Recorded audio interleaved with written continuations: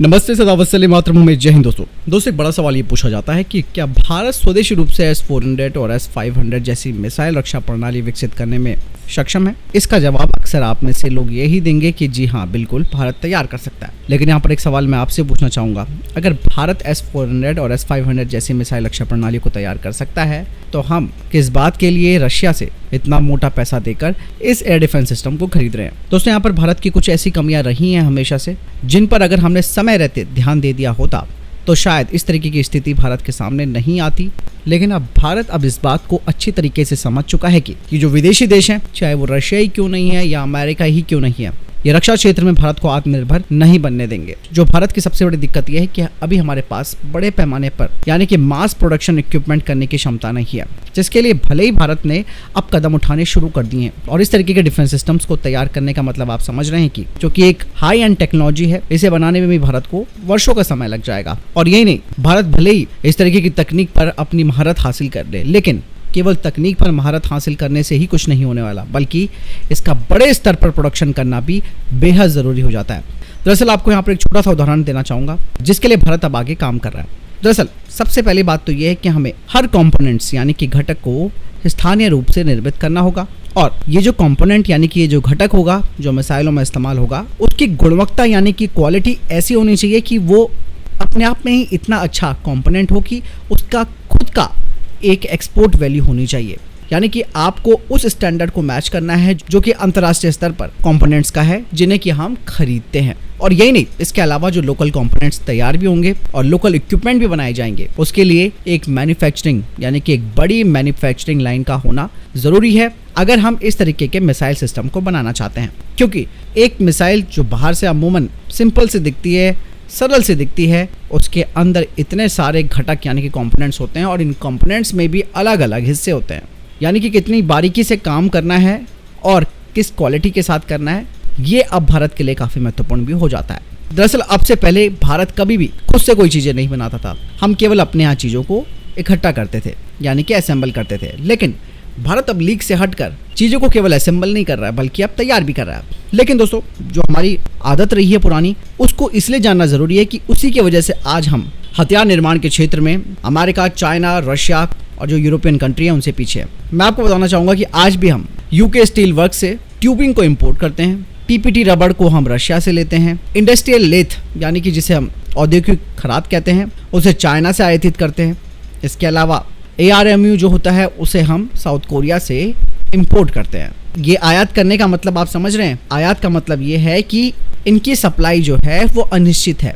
कारण कल को अगर जैसे कि भारत और चीन के बीच विवाद है, इसके अलावा रशिया पर भी इंटरनेशनल सैंक्शंस लग गए हैं यानी कि प्रतिबंध लग गए हैं, तो कहीं ना कहीं जो चीज़ें हम आयात कर रहे हैं उन पे असर तो पड़ेगा क्योंकि वो हमारे यहाँ तैयार नहीं हो रही है। और यही वजह है कि Bharat make in India program को आगे बढ़ाने की कोशिश कर रहा है, ताकि ये छोटे छोटे कंपोनेंट्स को अगर आपको तैयार करना है तो उन्हें इन हाउस डेवलप किया जाए। प्राइवेट सेक्टर्स को भी इसमें झोंक दिया है, FDI को भी इसमें भारत ने इन्वॉल्व कर दिया है।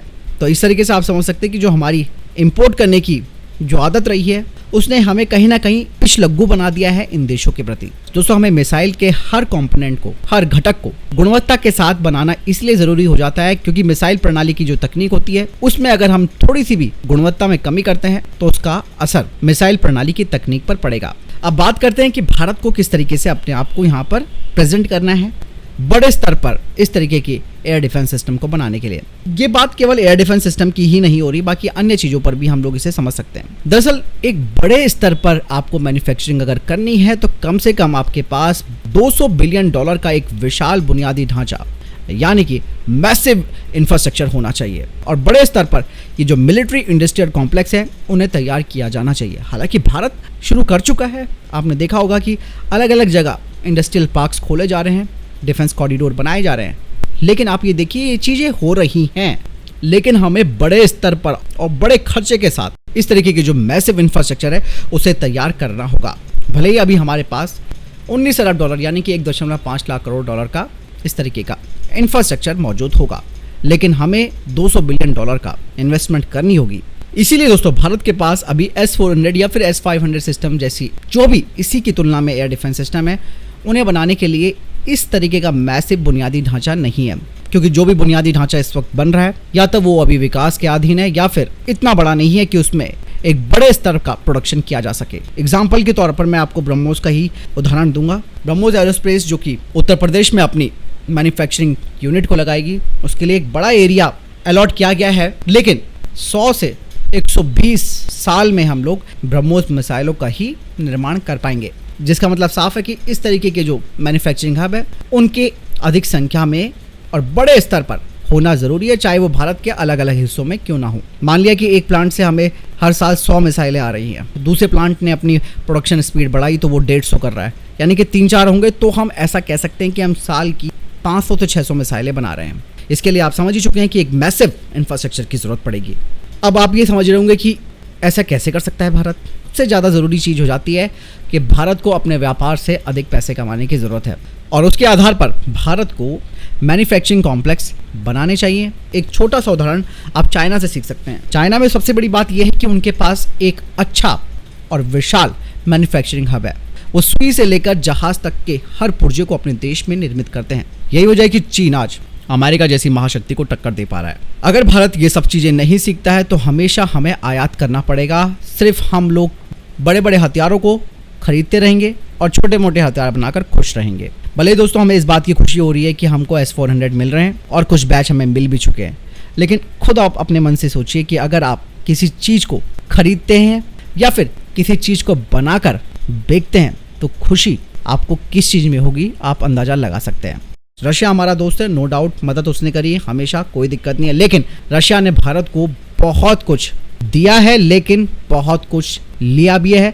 हमारा समय किल किया है, हमें डिफेंस के क्षेत्र में तकनीकी रूप से आगे बढ़ने में काफ़ी दिक्कतें दी हैं। एग्जाम्पल के तौर पर आज भी 60 से 70% जो हथियार हैं हमारे वो रशिया से आते हैं, और इवन रशियन हेलीकॉप्टर में इस्तेमाल होने वाला ब्लैक बॉक्स भी, इसका जो डेटा है उसे समझने के लिए इसे रूस भेजा जाता है या फिर उनकी टीम भारत में आकर इसको एनालिसिस करती है, जिसका मतलब ये है कि रशिया पर प्रतिबंध अगर लगता है, जो कि लग चुका है, उसका सीधा असर भारत के 60 से 70% जो डिफेंस सामान है उसमें पड़ेगा। और भारतीय वायुसेना पर इसका असर देखने को भी मिल रहा है। जो अपग्रेड करने थे सुखोई 30 MKI वो इस सेंशन की वजह से नहीं हो पा रहे हैं। भारत जो अपने स्वदेशी प्रोग्राम चला रहा है उनमें इस्तेमाल होने वाले कंपोनेंट्स को अभी भी आयात कर रहा है, यानी कि बाहर से खरीद रहा है। ऐसे में इस बात की संभावना हमेशा बनी रहती है कि अगर दो देशों के बीच में किसी भी तरीके के रक्षा समझौते चल रहे हैं, अगर वो किसी बात को लेकर दोनों देशों के बीच अनबन हो जाती है तो ऑब्वियस सी बात है असर उस देश पर पड़ेगा जो जिस देश से हथियार और उसके कंपोनेंट्स को खरीद रहा है। दोस्तों S-400 जैसे जटिल हाईटेक सिस्टम की डिजाइनिंग और बड़े पैमाने पर इसका निर्माण करना ये सुनने में काफ़ी अच्छा लग सकता है, लेकिन जब हम एक गुणवत्ता वाली चीज़ को बनाने की कोशिश करते हैं तो इसके लिए साफ तौर पर एक कड़ा सच है कि हम अभी काफ़ी पीछे हैं। दोस्तों ये कमी आज की नहीं है, ये बहुत पहले की है, जो एक के बाद एक समय के साथ आगे बढ़ती रही, लेकिन आप अपनी कमियों पर तो ध्यान देंगे ही, और ऐसा भारत ने पिछले 7-8 सालों से करना शुरू किया है। जैसे कि आप समझ सकते हैं कि DRDO ने खुद से अपनी रैमजेट मोटर को तैयार किया है, जिसका परीक्षण भी किया था। ऐसे में भारत बिल्कुल निश्चित तौर पर S-400 जैसा सिस्टम तैयार कर सकता है, लेकिन भारत के लिए सबसे बड़ी समस्या ये है कि इसका बड़े पैमाने पर उत्पादन करना, क्योंकि उसके लिए मैंने कहा ना कि बड़ा इंफ्रास्ट्रक्चर होना चाहिए और बड़ा बजट होना चाहिए। लेकिन कोई बात नहीं, इतना तो भारत कर सकता है कि अपनी ज़रूरतों को पूरा कर ले। इसलिए भारत को अभी एक लंबा समय तय करना है डिफेंस के क्षेत्र में आत्मनिर्भर बनने के लिए, और ये सारे कारक जो मैंने आपको बताए ये सब इसी के अधीन है अगर हम अपने वीक पॉइंट्स पर यानी कि कमजोरियों पर काम करते हैं। दोस्तों अब जो भारत सरकार की नई पॉलिसी है उस पॉलिसी यानी कि उस नीति के तहत आप समझ सकते हैं कि भारतीय आर्म फोर्सेस के लिए जो भी कॉन्ट्रैक्ट निकाला जाता है या जो भी टेंडर निकाला जाता है उसमें एक चीज़ हमेशा लिखी रहती है कि इसमें मेक इन इंडिया सिस्टम होने ज़रूरी है, चाहे आप 50% यूज़ करो या इससे ऊपर करो, यानी कि 50% कम से कम रखा गया और मैक्सिमम तो आप इसे पूरा ही ले जाओ, कोई दिक्कत नहीं है। क्योंकि दोस्तों अभी जो हमारी प्राइवेट सेक्टर की फर्म्स जो कि इस क्षेत्र में आगे आई हैं डिफेंस के क्षेत्र में, वो बहुत अच्छा काम कर रही हैं, और सबसे बड़ी बात यह कि वो कोलैबोरेशन के साथ काम कर रही है, जिसमें कि वो DRDO इसके अलावा जो विदेशी कंपनी है उनके साथ मिलकर डिफेंस टेक्नोलॉजी को विकसित कर रही हैं। यही नहीं दोस्तों, भारत ने अग्नि, पृथ्वी, शौर्य, हेलिना, अस्त्र, सूर्य, रुद्रम, K-15, K-6, आकाश मिसाइल ये सब खुद से तो अपने घर में तैयार की हैं, लेकिन इनमें भी कुछ ना कुछ कंपोनेंट हमने रशिया का लगा रखा है, जिसका कारण यह है कि भारत अभी भी काफ़ी सारी रशियन प्रणालियों का इस्तेमाल करता है, और लेकिन भारत इन प्रणालियों को सीखकर इनका स्वदेशीकरण करना चाह रहा है, जिसके लिए एक वक्त तय करना होगा, क्योंकि दोस्तों भारत ने कुछ सालों में ये करके भी दिखाया है। कई स्वदेशी रक्षा और अंतरिक्ष वस्तुओं को खुद से इन हाउस डेवलप किया है। हालांकि हमें अभी भी गुणवत्ता पर फोकस करना बेहद जरूरी है। फिलहाल आपको क्या लगता है इस पूरे सिनेरियो के बारे में? कमेंट सेक्शन में लिखकर जरूर बताएं।